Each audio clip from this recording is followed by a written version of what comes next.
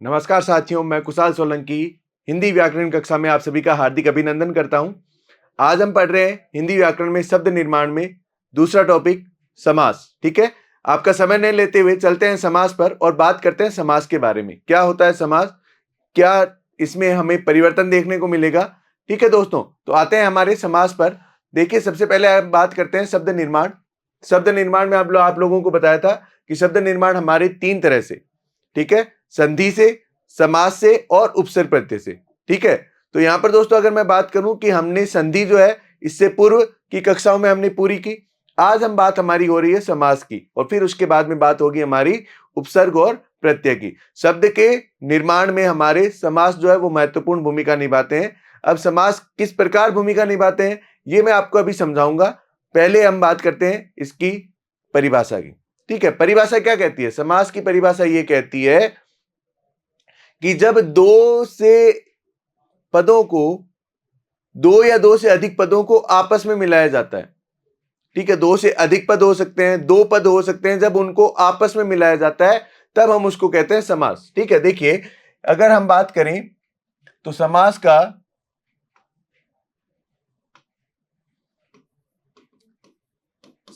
ठीक है, समास का शाब्दिक अर्थ होता है संक्षेप करना। ठीक है, ये है इसका क्या शाब्दिक अर्थ। इसका शाब्दिक अर्थ है संक्षेप करना। जब हम किसी चीज को संक्षेप करते हैं, छोटा कर देते हैं, मिला देते हैं, ठीक है, तो वहां पर क्या आता है? वहां पर आपके बनता है समास। ठीक है, और इसको मूल रूप में लाना बन जाता है समास विग्रह। ठीक है, समास विग्रह। अभी हम बात कर रहे हैं समास की। तो अब आपको मैं बताऊं कि जब हम कुछ ऐसे शब्द होते हैं जिनमें हम बोलते हैं, ठीक है, अब यहां पर हम शब्दों को मिलाएंगे और या फिर पदों को मिलाएंगे। पदों की बात मैं क्यों कर रहा हूं? क्योंकि इसमें एक से अधिक शब्द भी हो सकते हैं। ठीक है, आप उदाहरण समझिए। उदाहरण से कैसे? जैसे मुझे मान लीजिए कहना है कि मुझे दही में डूबा हुआ बड़ा खाना है। अब देखिए मैं क्या बोल रहा हूं, दही में डूबा हुआ बड़ा खाना है। ठीक है, तो अब यहां पर आप कहोगे सर आप इतनी बड़ी बात क्यों बोल रहे हो, सीधा बोलो ना दही बड़ा खाना है। आपने मुझे क्या कहा कि सीधा बताओ ना सर दही बड़ा खाना है। हाँ बेटा, मैं वही बात कर रहा हूं कि यहां पर मैंने क्या किया कि आपके सामने एक शब्द बोला दही। ठीक है, फिर इसके बाद में मैंने कहा मैं डूबा हुआ बड़ा। अब यहां पर देखो मैं इतना बड़ा बोल रहा हूं, मैं डूबा हुआ बड़ा। अब यहां पर ये इतना मैं बोल रहा हूं, तो अब आप कहेंगे सर इससे अच्छा तो आप मुझे कहते दही बड़ा, मैं समझ जाता। अगर यहां पर देखिए ये शब्द हो गया दही बड़ा। अब इसका मतलब क्या हुआ कि मैंने इन सारे शब्दों को बीच में से हटा दिया। ठीक है, दही और बड़े के बीच में 3 से 4 शब्द थे। ठीक है, हमने इनको हटा दिया। जब हमने इनको हटाया तो हटाया तब क्या हुआ कि मैं इसको और इसे, इन दोनों को करीब लेकर आ रहा हूं। मैं इन दोनों को क्या लेकर आ रहा हूं? करीब। और यहां करीब लाने का मतलब यह हुआ कि मैं इनको संक्षेप कर रहा हूं, मिला रहा हूं। ठीक है, इनको मैं क्या कर रहा हूं? आपस में मिला रहा हूं। और जब मैं आपस में मिला रहा हूं दोस्तों, तो निश्चित तौर पर यहां पर संधि की तरह कोई विकार उत्पन्न नहीं होगा। परिवर्तन जरूर होगा लेकिन संधि की तरह कोई भी विकार उत्पन्न नहीं होगा। और ये जो शब्द बना मेरा मिलकर, इसको हम कहते हैं समस्त पद। इसको हम कहते हैं समस्त पद, और या फिर हम इसको कहते हैं सामासिक शब्द। ठीक है दोस्तों, यहां ये ध्यान रखना, यहां हमें क्या ध्यान रखना है कि अब देखो मैंने इतनी बड़ी बात में कही आप लोगों को कि दही में डूबा हुआ बड़ा। ये बात मैं आपको कह रहा हूं। अब आप मुझे कह रहे हो सर आप कह देते दही बड़े बोल दे, तो बात वही है, लेकिन मैं आपको बताने की कोशिश कर रहा हूं कि यहां पर पद कैसे मिल रहे हैं। इसलिए मैं यहां पर आपकी परिभाषा क्या बनती है दोस्तों कि जब दो या दो से अधिक पदों को आपस में मिलाया जाता है, ठीक है, दो या दो से अधिक पदों को आपस में मिलाया जाता है, तब वहां पर क्या बनता है? तब वहां पर बनता है हमारा समास। ठीक है दोस्तों, तो अब यहां पर अगर हम बात करें तो समास के मूल रूप से अगर हम बात करें तो भेद आते हैं 4, लेकिन हमारे अब हिंदी में इसको गिना जाना लगा है 6 के रूप में। 6 प्रयोग होते हैं, स्वतंत्र रूप में देखे जाते हैं। तो हम बात करेंगे समास के भेदों के बारे में। समास के हमारे भेद जो है वो 6 भेद हैं। आते हैं समास के भेदों पर। ठीक है, सबसे पहले भेद है अव्ययी भाव समास। सबसे पहला भेद मेरा जो है अव्ययी भाव समास। कौन सा? अव्ययी भाव समास। ठीक है, यहां पर देखिए कि मैं पहले बोल रहा हूं अव्ययी भाव। जब अव्ययी भाव होगा तब मेरा आएगा तत्पुरुष। अव्ययी भाव के बाद में मेरा कौन सा है? तत्पुरुष। तत्पुरुष के बाद में अगर मैं बात करूं तो मेरा आ जाएगा कर्मधारय। ठीक है, कर्मधारय के बाद अगर मैं बात करूं तो मेरा आएगा द्विगु। द्विगु के बाद में अगर हम बात कहें तब आएगा हमारा द्वंद्व। ठीक है, द्वंद्व के बाद में अंतिम समास जो आता है वो है आपका बहुव्रीहि। अंतिम समास जो आएगा वो है हमारा बहुव्रीहि।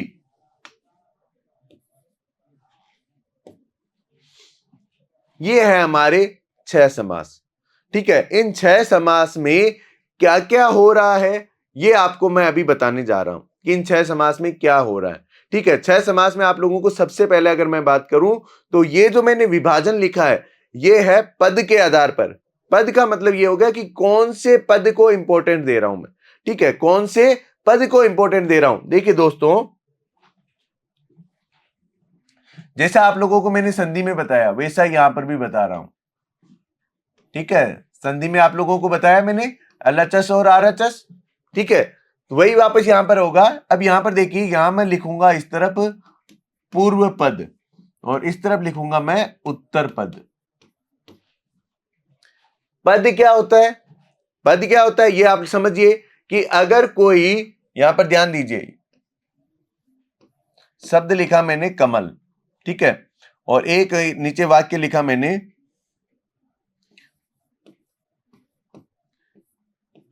कमल राष्ट्रीय पुष्प है। अब यहां जो कमल जो है ये स्वतंत्र रूप से है, तब तक तो है ये शब्द। ठीक है, और जब ये इसमें वाक्य में प्रयुक्त हो गया, वाक्य में प्रयुक्त हो गया तो अब ये बन गया, ये शब्द नहीं रह के ये पद बन गया। तो यहां पर देखिए मैं बोल क्या रहा हूं, पूर्व पद और उत्तर पद। मतलब मैंने आप लोगों को अभी बताया कि जब 2 या 2 से अधिक शब्द या 2 से अधिक पदों को आपस में मिलाया जाए तो वहां क्या बनेगा? समास बनेगा। ठीक है, वहां क्या बनेगा? समास बनेगा। तो यहां पर मुझे याद क्या रखना है कि एक तो पूर्व पद होता है, एक उत्तर पद होता है। क्या होता है? एक पूर्व पद होता है, एक उत्तर पद होता है। ठीक है, इन दोनों को जब मैं मिलाऊंगा तो मेरा सामासिक शब्द बन जाएगा। ठीक है, पूर्व पद और उत्तर पद। पूर्व का मतलब हो गया पहले, जो पहले आ रहा है। पूर्व का मतलब जो पहले आ रहा है। उत्तर का मतलब जो बाद में आ रहा है। पूर्व का मतलब जो पहले आ रहा है, उत्तर का मतलब बाद में आ रहा है। तो मैं यहां पर आपके सामने इसी प्रकार के शब्दों का प्रयोग करूंगा जिसमें आपको यह समझना है कि जब भी मैं ये बोलूं, जब भी मैं ये कहूं कि पूर्व पद प्रधान होगा, मतलब पहला पद प्रधान होगा, इसको इंपॉर्टेंस दूंगा। और अगर मैं बोलूं उत्तर पद प्रधान होगा तो इसका मतलब यह होगा कि मैं इंपॉर्टेंस देने वाला हूं पीछे वाले पद को। ठीक है, 2 पदों को मिलाकर हम बना रहे हैं, तो एक तो हो गया पूर्व पद, एक हो गया हमारा उत्तर पद। ठीक है दोस्तों, अब यहां पर मुझे करना क्या है? अब यहां पर मुझे वापस आना है अव्ययी भाव पर। और अव्ययी भाव पर आने पर मैं कहूंगा कि जब हम बात करते हैं अव्ययी भाव की, देखिए क्या है इसमें कि अगर हम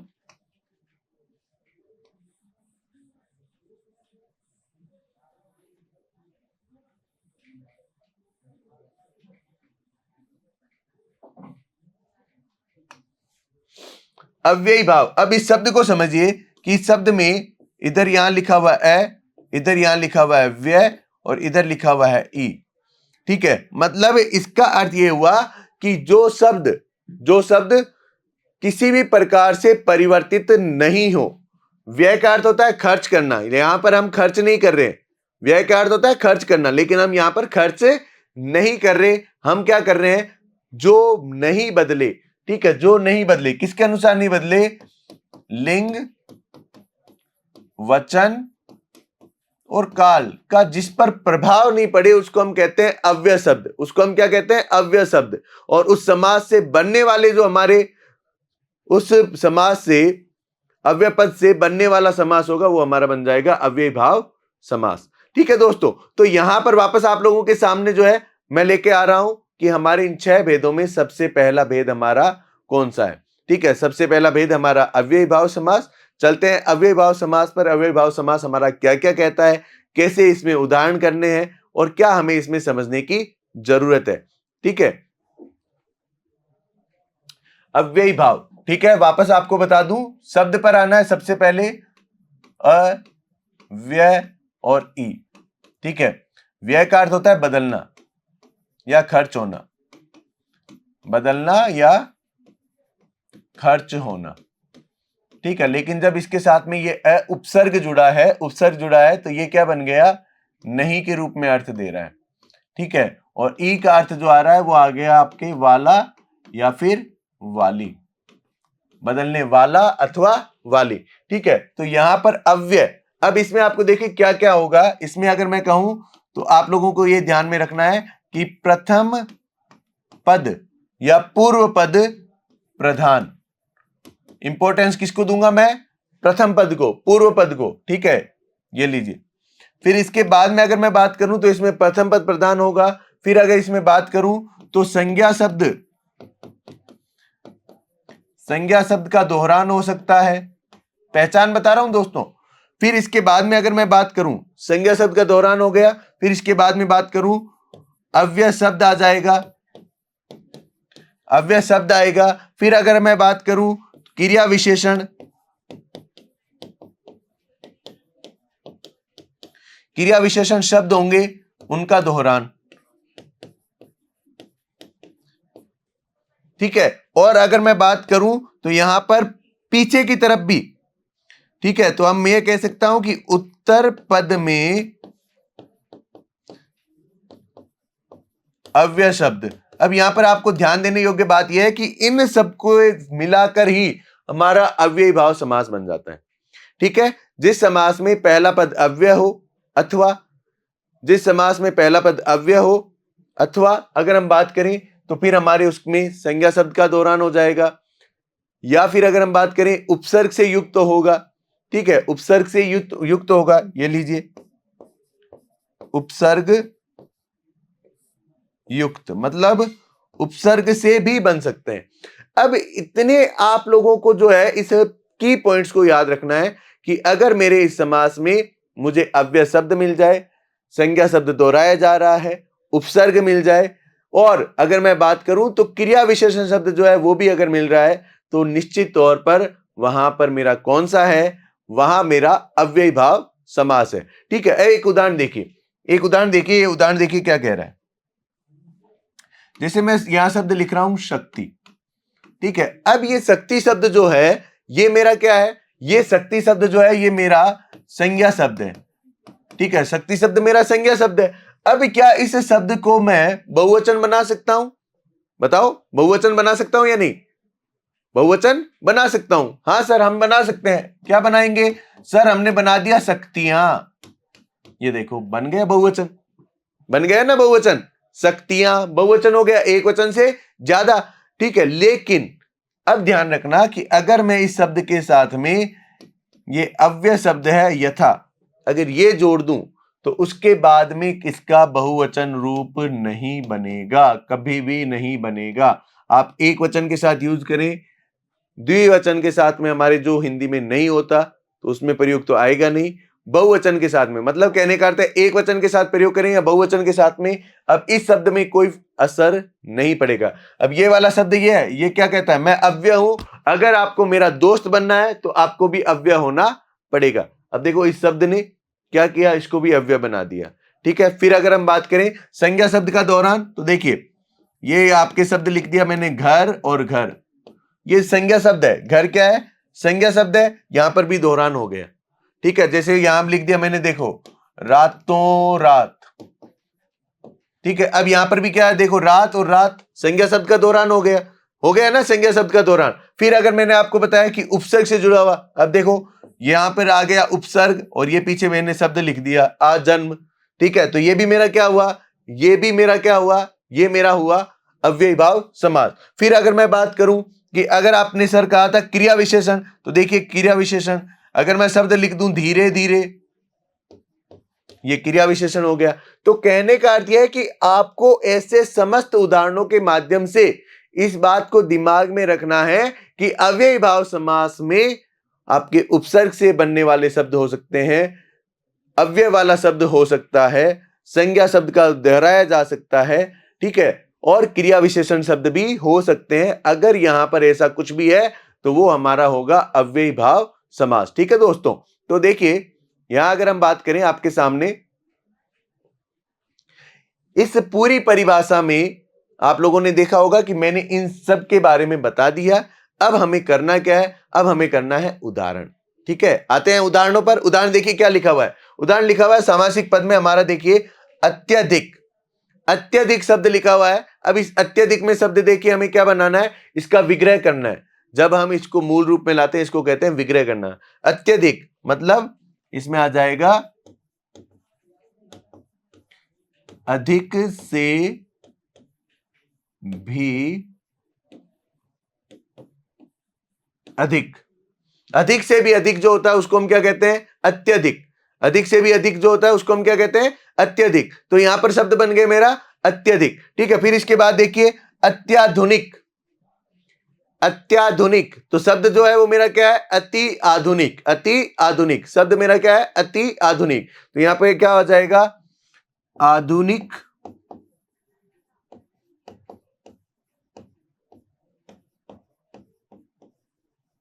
से भी आधुनिक। जो अभी है उसमें भी और जो नया है उसमें भी जो अभी नया है उसको हम क्या कहते हैं, अत्याधुनिक। अगर हम बात करें, आप देखिए मोबाइल जो है वो लगातार नए आते जा रहे हैं।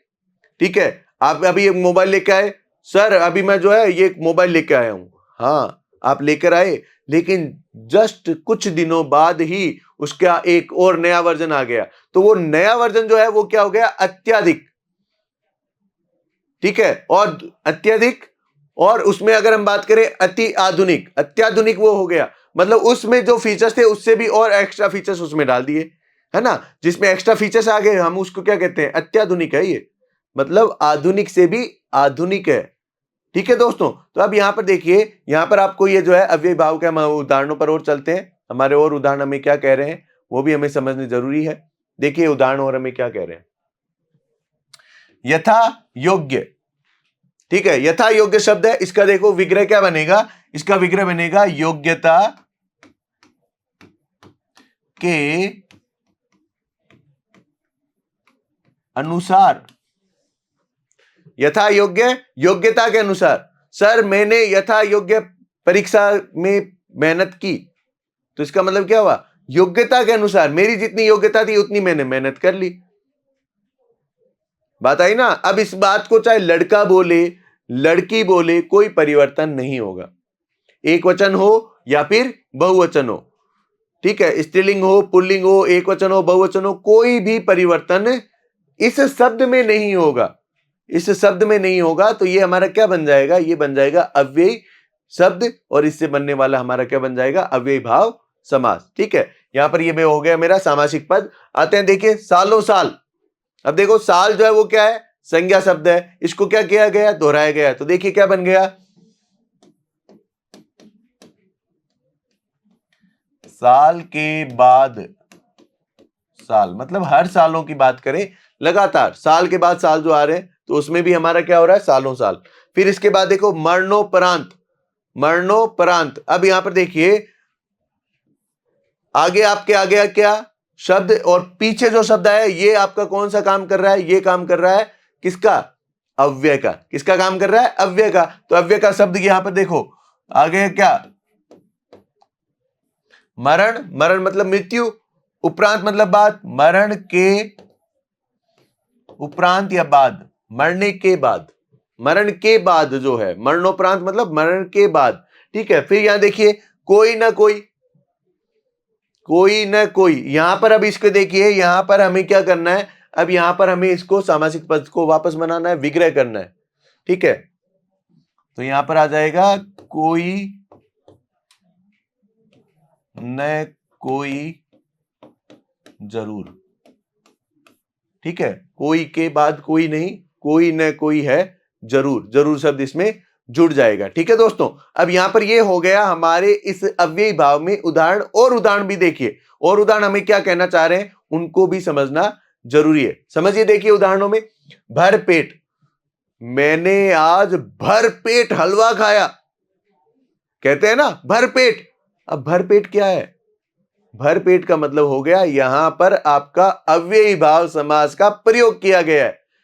अब अगर कोई भी आपके साथ में बैठा हुआ और वो कह रहा है आज तो मैंने भर पेट खाया, तब तुरंत उसको कहना अरे वाह, आपने अव्ययी भाव समास का प्रयोग किया है। ठीक है, तो यहां पर आपको एक साथ में दो चीजें हो जाएगी, तुरंत ही इस बात की जानकारी मिल जाएगी कि हाँ, इसने इस समास का प्रयोग किया है। किस शब्द में? भर पेट में। तो यहां आ जाएगा उत्तर, इसका क्या बनेगा? विग्रह पेट भर कर, ये विग्रह बन गया। ठीक है, अब देखो एक विद्यार्थी मेरे को कह रहा था कल, सर मैं दिन भर पढ़ाई करता हूं। उसने मुझे कहा सर मैं दिन भर पढ़ाई करता हूं। तो मैंने कहा अच्छा, फिर रात भर क्या करते हो? अब देखो शब्द सुनना, मैंने उससे कहा रात भर क्या करते हो?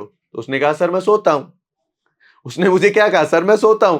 तो यहां पर देखो दिन भर पढ़ाई कर रहा है, दिन भर। तो ये जो भर शब्द है, ये भर शब्द जो है ये अव्यय शब्द है, और इसने इसको क्या, दिन को क्या बना दिया? अव्यय शब्द बना दिया। तो क्या बन जाएगा? ठीक है, तो आ जाएगा इसमें पूरे दिन तक, ये बन जाएगा। पूरे दिन तक मतलब पूरा दिन है, उस समय तक मैं जो है वो क्या कर रहा हूं? मैं यहां पर आपके मेहनत कर रहा हूं। ठीक है, ये एक विद्यार्थी मुझे बात कही, उस बात को मैंने बताई। फिर आगे देखिए, अब एक विद्यार्थी ने मेरे को आके कहा सर, मैंने कहा हाँ बेटा, सर मुझे जो है बाहर खेलने जाना है। मैंने कहा बेटा आप जाओगे, लेकिन सशर्त जाओगे, सशर्त जाओगे, शर्त के साथ। सशर्त का मतलब शर्त के साथ, मेरी एक शर्त है। तो यहां मैंने बोला शर्त के साथ। सशर्त का मतलब हो गया शर्त के साथ, शर्त के साथ जाना है। शर्त क्या थी? कि अगर आप ये काम पूरा करोगे तो खेलने जाओगे, है ना? काम पूरा करोगे तो खेलने जाओगे, इस शर्त के साथ आपको जाना है।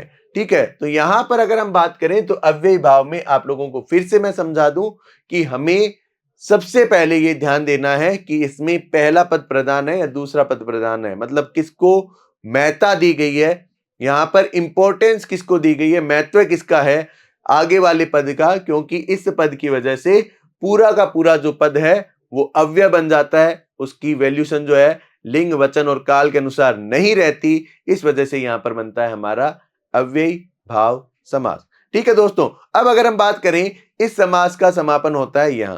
आते हैं हमारे अगले समास पर। अगला समास जो है वो है हमारा तत्पुरुष समास। तत्पुरुष समास। ठीक है, अब तत्पुरुष समास में देखिए आप लोगों को करना क्या है। तत्पुरुष समास में अगर हम बात करें तो आप लोगों ने सुना होगा क्या? कारक। कारक सुने? कारक। ठीक है, इस कारक में हमने क्या बोला? सर कारक वही ना, कौन से? कौन से? अरे वही सर जिसमें आता है कर्ता ने कर्म को, हाँ हाँ यही, ये गीत ही तो गाना है अभी। कर्ता ने कर्म को करण से, संप्रदान के लिए, अपादान से अलग होना, संबंध का के की रा रे री, अधिकरण में पर, और संबोधन हे अरे। आई ना बात समझ में? यही गाना है हमें, यही गाना है। कर्ता ने कर्म को, कर्म नहीं, है ना? ध्यान से बोलो बेटा, कर्ता ने कर्म को, आप बोल रहे हो कर्म, मैं आपकी बात को दोहरा रहा हूं, आप बोल रहे हो क्या? कर्म। कर्म नहीं, कर्म को। कर्ता ने कर्म को करण से, और से के साथ में क्या आना चाहिए? के द्वारा। से के साथ क्या आ रहा है? के द्वारा। कर्ता ने कर्म को करण से द्वारा, संप्रदान के लिए, अपादान से अलग होना, संबंध का के की रा रे री, अधिकरण में पर, और संबोधन हे अरे। अब यहां तत्पुरुष समास में आपको क्या करना है कि तत्पुरुष समास में कारक चिन्हों का लोप होगा। कारक चिन्ह, चिन्ह का मतलब क्या हुआ? कारक चिन्ह का मतलब हो गया, ये देखिए कर्ता के साथ में मैं अगर जो लिख रहा हूं ना ने, तो ये जो है ना ये कारक चिन्ह है। ये क्या है मेरे? कारक चिन्ह है। कर्ता ने कर्म को करण से, तो ये कारक चिन्ह है। और अब ये क्या हो रहे हैं? ये होंगे यहां पर लोप। इनको क्या कर दिया जाएगा? लोप कर दिया जाएगा। लोप का अर्थ बताया था ना, उसको मैंने क्या कर दिया? जादू चलाकर छूम, क्या हुआ? वो गायब। क्या हो गया? गायब। तो लोप का मतलब क्या हो गया? गायब होना। तो अब यहां पर ये गायब हो गया। गायब क्या हुए? कारक चिन्ह। कारक चिन्ह गायब हो गए, ठीक है। और जब हम विग्रह करेंगे ये कारक चिन्ह क्या हो जाएंगे? वापस आ जाएंगे, ठीक है। तो तत्पुरुष समास की परिभाषा हमारी क्या बन जाएगी? जिस समास में कारक चिन्हों का लोप हो, जिस समास में कारक चिन्हों का लोप हो और विग्रह करने पर कारक चिन्ह प्रकट हो जाए, वहां पर क्या होगा? तत्पुरुष समास। और साथ ही साथ में अब यहां पर हम बात करेंगे इसका पद कौन सा प्रधान है। तो इसका पद जो प्रधान होता है वो होता है आपका उत्तर पद। मतलब बाद वाला पद जो होगा, पीछे आने वाला पद जो होगा, दूसरा पद जो होगा, उसको इंपॉर्टेंस दी जाएगी, उसको इंपॉर्टेंस दी जाएगी, ठीक है दोस्तों। तो यहां पर हमें क्या करना है? अब उत्तर पद को पकड़ना है, ठीक है। उत्तर पद को महत्व दिया जा रहा है, ये बात ध्यान में रखनी है। और इसी के साथ में हमारी यहां पर आपके जो है ये परिभाषा जो है आप समझ जाएंगे कि हम इसमें तत्पुरुष समास में अगर हम बात करें तो उसमें जिसका दूसरा पद प्रधान होगा और जिसमें कारक चिन्ह जो है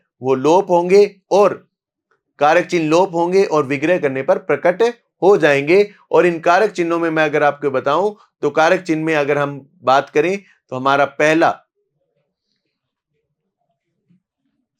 कर्ता ने कर्म को करण से या के द्वारा,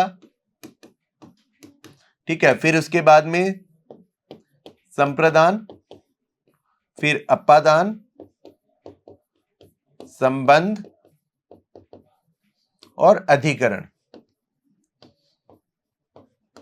ठीक है। अब इनमें से और लास्ट में आता है आपके संबोधन। लास्ट में क्या आता है? संबोधन।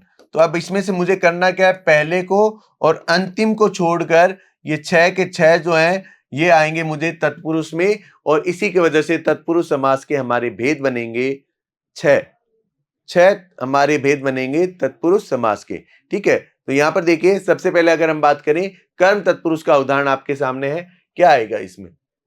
अब इसमें विभक्ति बनानी है। देखो चीड़ी मार, चीड़ी मार, तो अब बनाओ, क्या बनेगा सर? बनेगा चीड़ी को मारने वाला, चीड़ी को मारने वाला, चीड़ी को मारने वाला, ये बन गया, ठीक है। फिर देखो यश प्राप्त, यश प्राप्त क्या बनेगा? यश को प्राप्त या यश को प्राप्त, ठीक है, यश को प्राप्त, ठीक है। फिर इसके बाद देखिए सर्वज्ञ, सर्वज्ञ, सर्वज्ञ, ज्ञ का अर्थ है जानने वाला, सर्व मतलब सारा, सबको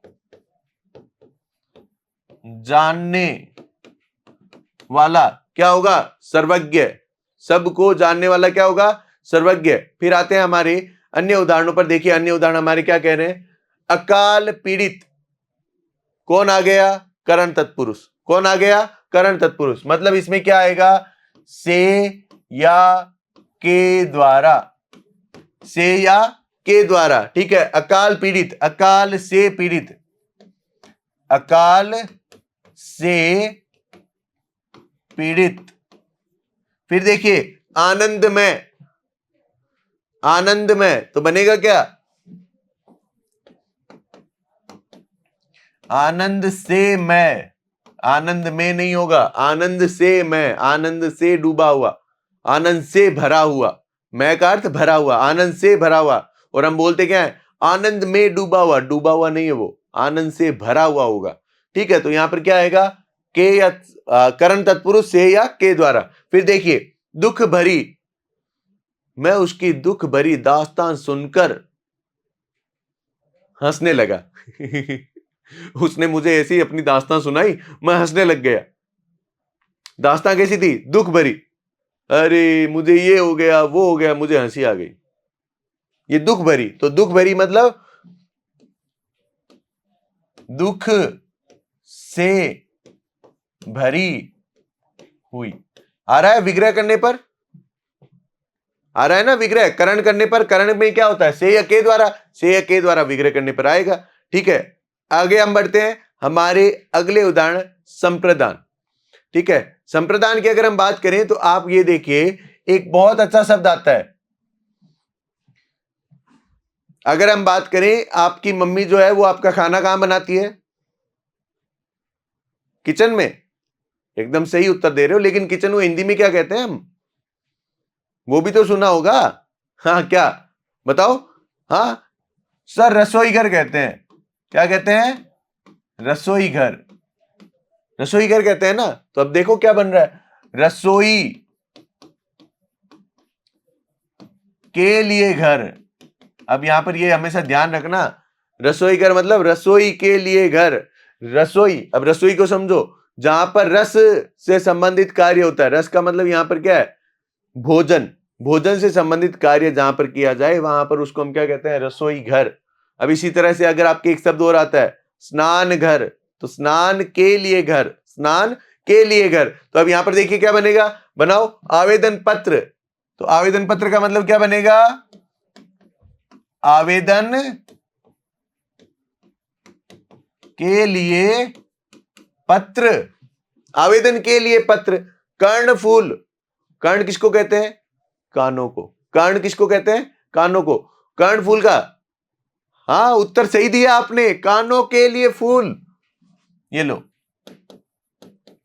कानों के लिए फूल, कानों के लिए, कानों में पहने जाते हैं ना, उनके लिए कर्णफूल उसका नाम होता है। फिर देखिए मच्छरदानी, चूहेदानी। ठीक है, तो अब इसमें क्या आएगा, मच्छर के लिए। ठीक है, मच्छर पकड़ने के लिए। तो हम यहां पर लिखेंगे केवल मच्छर के लिए। मच्छर पकड़ने के लिए जो दानी होती है, जो जाल होता है, ठीक है, उसको हम क्या कहते हैं, मच्छरदानी। मच्छरों को पकड़ते हैं। वाओ ग्रेट, कितनी अच्छी बात है ना। अरे बेटा, मच्छरों से बचने के लिए, ठीक है, मच्छरों से हम बचते हैं ना, उसके लिए। ठीक है, मच्छरों से अपने आप को बचाना है, मच्छरों को पकड़ना नहीं है। लेकिन चूहेदानी में क्या होगा, के चूहों को पकड़ने के लिए, चूहों को पकड़ने के लिए। और यहां पर क्या आएगा, मच्छरों से बचने के लिए। मच्छरों से बचने के लिए क्या होती है, मच्छरदानी। और चूहों को पकड़ने के लिए चूहेदानी, दोनों में दानी आ रहा है। ठीक है, मच्छर के लिए, ठीक है, मच्छर के लिए। लेकिन इसमें साथ साथ ये याद रखना कि इसमें क्या आएगा, मच्छर से बचने के लिए, मच्छर से बचने के लिए।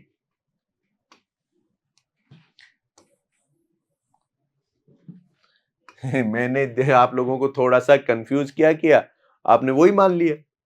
मैं क्या कह रहा हूं, मैं यही तो कह रहा हूं कि चूहेदानी में चूहे पकड़ते हो, पर मच्छरदानी में हम मच्छर पकड़ते नहीं है। मच्छर से बचने के लिए, मच्छर से बचने के लिए, आगे ना के लिए, मच्छर से बचने के लिए दानी जो होती है उसको हम मच्छरदानी कहते हैं। ठीक है, अब आते हैं हमारे संप्रदान के बाद में कौन आएगा, संप्रदान के बाद में अप्पादान आएगा। संप्रदान के बाद में कौन आएगा, अप्पादान। और अप्पादान में क्या होगा, अप्पादान का अर्थ होता है से का काम तो होगा, लेकिन किसके लिए, अलग करने के लिए, अलग करने के लिए।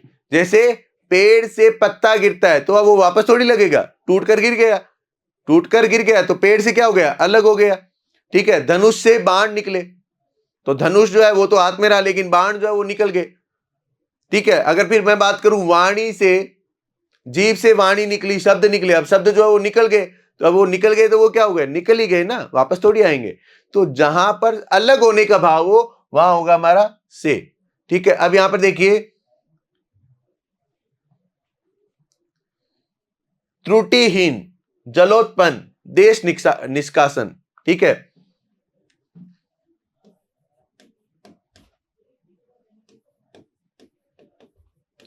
जल से उत्पन्न, जल से उत्पन्न, तो अब यहां पर उत्पन्न हो गया तो वो अलग हो गया उससे, ठीक है, वो अलग हो गया, अब अंदर नहीं है, जल से उत्पन्न, जल से उत्पन्न होने का मतलब जल से अलग हो गया अब वो, ठीक है। फिर देखिए त्रुटिहीन, त्रुटि से हीन, गलती से, त्रुटि से हीन मतलब जो गलती नहीं करता हो उसको हम कहते हैं त्रुटिहीन, ठीक है। आज मेरी एक कॉपी मैंने देखी, उसमें कोई गलतियां नहीं थी, त्रुटिहीन कॉपी थी, मतलब त्रुटि से हीन, त्रुटि गलती से हीन जिसमें नहीं हो, तो मतलब से यहां पर अलग करने के लिए। देश निष्कासन, देश से, देश से निष्कासन, निष्कासन का मतलब होता है निकालना, देश से जिसको निकाल दिया जाए, ठीक है, निकाल दिया, अब वो वहां है थोड़ी, तो वहां नहीं है, तो वो क्या हुआ, वो हो गया आपका अपादान तत्पुरुष। हाँ सही बता रहे हो, जैसे मैंने कल एक बच्चे को कक्षा से बाहर निकाला, तो कक्षा से बाहर निकाला इसका मतलब वो क्या हो गया, उस समय कक्षा में नहीं है, कक्षा से अलग हो गया, अलग हो गया ना।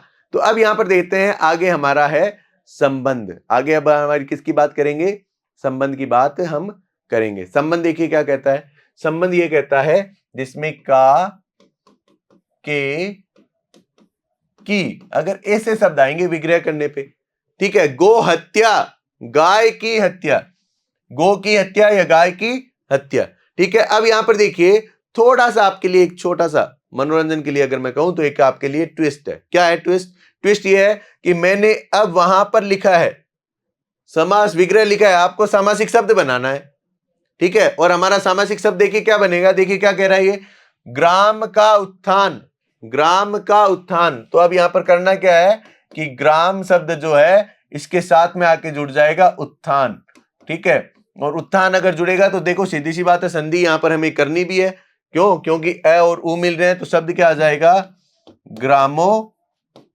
ग्रामोत्थान, शब्द क्या है मेरा, ग्रामोत्थान, बात आई समझ। फिर इसके बाद देखिए जल राशि, जल राशि, तो क्या बनेगा, जल की राशि, जल की राशि मतलब कितना जल है, जल राशि मतलब कितना जल है, जल का भंडार, जल की राशि, ठीक है। फिर आते हैं इसमें तत्पुरुष समास के सबसे अंतिम वाले भेद, वो है आपका अधिकरण, अधिकरण में और पर, अधिकरण में क्या है आपका, में है और पर है, अधिकरण में क्या है, में और पर।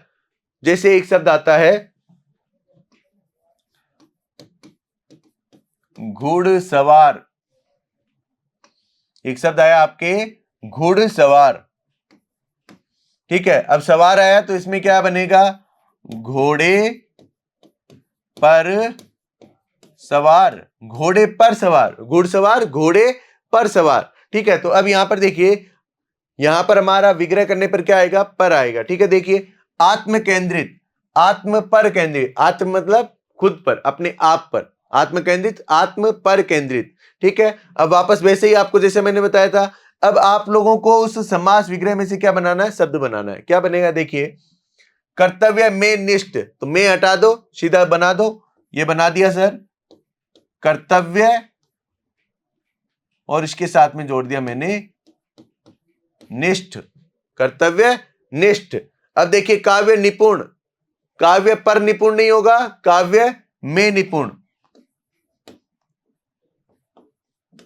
काव्य में निपुण, निपुण का अर्थ होता है पारंगत, कुशल, ठीक है। अब यहां पर तत्पुरुष में आपके 6 भेद होते हैं, लेकिन इसके अलावा एक और तत्पुरुष है जिसमें आपके प्रयोग जो होता है उसको हम कहते हैं न्याय तत्पुरुष, और उसमें और न्याय का अर्थ होता है नहीं, मतलब उसमें जो शब्द आगे जुड़ जाएगा उसकी वजह से वहां पर बन जाएगा नहीं के रूप में अर्थ आ जाएगा, ठीक है दोस्तों। आते हैं उस पर, देखिए क्या है न्याय तत्पुरुष, इसमें न्याय का अर्थ होता है नहीं, मतलब उत्तर आएगा नहीं के रूप में, नहीं के रूप में उत्तर आएगा, ठीक है। जैसे अगर मैं कर दूं बेपरवाह, बेपरवाह मतलब परवाह नहीं, बेपरवाह, परवाह नहीं, इसमें देखो ज्यादा कुछ नहीं, केवल और केवल इतना ध्यान रखना है, ठीक है। न्याय तत्पुरुष होता है जिसमें नहीं बनेगा, ठीक है। देखिए क्या है, देखो अकाज, बस सीधा बना दो, काज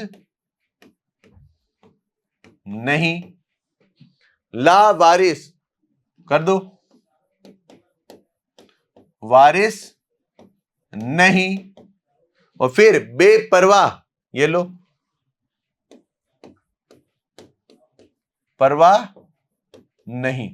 ठीक है दोस्तों, तो अब यहां पर आपको इस बात की जानकारी हो गई होगी कि हमारे समास में अव्ययी भाव समास और तत्पुरुष समास जो है, दोनों समास में, पहले समास में अगर हम बात करें तो पूर्व पद प्रधान है, दूसरे समास तत्पुरुष समास में हमारा उत्तर पद प्रधान है। ठीक है, और इनको उदाहरणों के माध्यम से हमने समझा कि किस प्रकार इन शब्दों के बीच में से शब्द जो है वो गायब हो जाते हैं, लोप हो जाते हैं और विग्रह करने पर प्रकट होते हैं, और हम जो है प्रतिदिन हम जो है इस प्रकार के शब्दों का प्रयोग जीवन में करते हैं। तो हमें इन्हीं बातों को ध्यान में रखते हुए हमारे समास को याद रखना है। तो इसी के साथ दोस्तों आज की कक्षा हमारी यही समाप्त होती है। मिलते हैं इसके आगे वाले भाग में, तब तक के लिए जय हिंद, जय भारत।